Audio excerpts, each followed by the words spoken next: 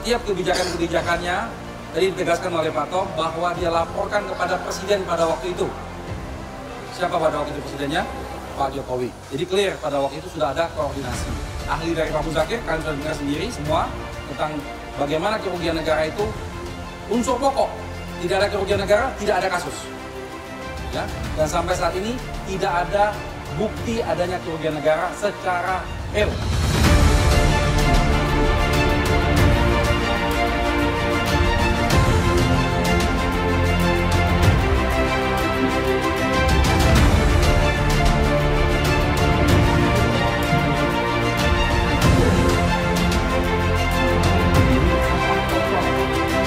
Ya, kita hari ini ada 6 saksi ya. Kita ada 6 saksi. Nanti setelah ini ada Profesor Andreas, Dwi Andreas. Beliau adalah ahli pangan, pertanian ya. Beliau ahli pertanian dari IPB. Habis ini akan memberikan keterangan. Lalu ada saksi ahli dari keuangan negara dan nanti ada ahli administrasi negara. Ya. Tapi paling tidak dari persidangan tadi telah kita dapat gambaran secara utuh ya situasinya.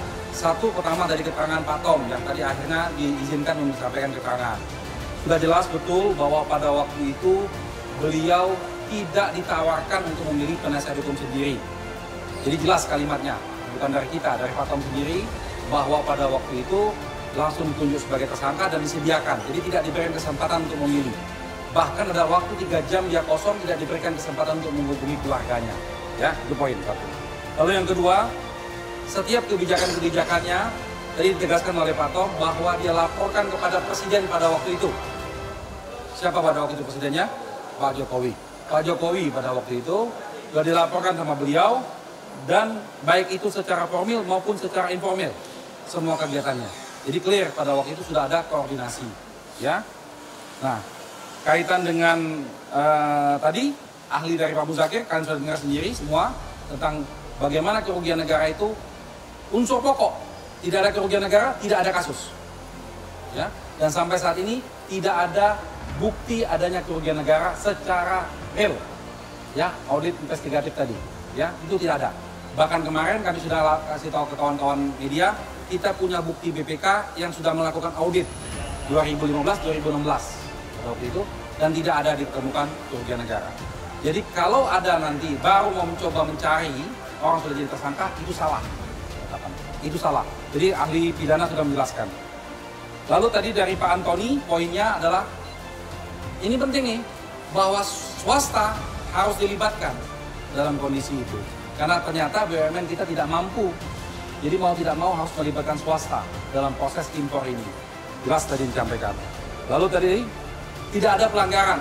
Peraturan Menteri Perdagangan yang dilakukan oleh Pak Tom Lembong tidak ada yang dilanggar. Semua adalah kebijakan diskresi kebutuhan pada waktu itu. Dan poin penting lagi, dan hari ini sudah resmi disampaikan oleh ahli, bahwa pada saat itu tidak ada surplus gula. Jadi informasi surplus gulanya harus dipertanyakan nih, dari mana informasi tersebut. Tidak ada. Nanti juga akan kita konfirmasi lagi ke satu ahli lagi, Pak Dwi Andreas. Ya, itu ada teman? Pak, soal audit BPK yang dilakukan 2015 saja atau 2015? Iya, 12 16. Ya, sampai 17 tuh bahkan. Jadi kan hasilnya itu 2017. Di situ disebutkan dalam BPK itu kami hadirkan sebagai bukti persidangan bahwa tidak ada kerugian negara, hanya disebutkan ada kesalahan prosedur yang dilakukan oleh dirjen dan direktur, dan itu sama sekali bukanlah domainnya kepidana. Ya. Lalu yang paling penting juga pemahaman 2 alat bukti. Nah tadi Pak Muzakir sudah menyampaikan tadi kan, 2 alat bukti itu bukanlah sekedar formalitas bahwa ini surat, bahwa ini apa, tapi punya kualitas. Punya kualitas pembuktian menunjukkan bahwa oh ini ada 2 alat bukti orang ini melakukan korupsi, kira-kira gitu. Apa itu salah satunya? Kerugian negara, mutlak itu. Harus ada kerugian negara itu. Lalu perbuatan melawan hukumnya. Apa perbuatan melawan hukumnya? Mens reanya apa? Itu harus mutlak. Nah, sampai saat ini belum ada itu. Belum ada itu. Yang hanya ada bahwa melanggar kebijakan, surplus gula pada waktu itu tapi masih tetap impor gitu. Lalu melibatkan pihak swasta, hanya seperti itu selama ini. Jadi belum ada yang lainnya.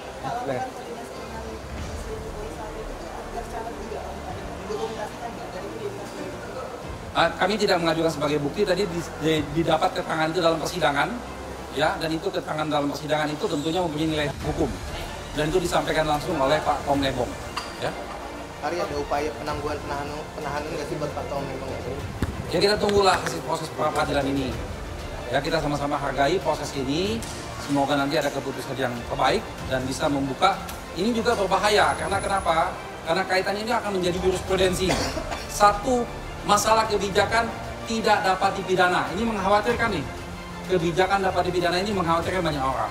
Kedua, peristiwa sudah 10 tahun yang lalu bisa dibuka lagi. Ini juga menjadi suatu persoalan bahwa ini akan menjadi kriminalisasi, tebang pilih akan terjadi pada saat ini. Nah inilah yang akan ditunggu. Pak, tapi kan peristiwa kriminalisasi atas tindakan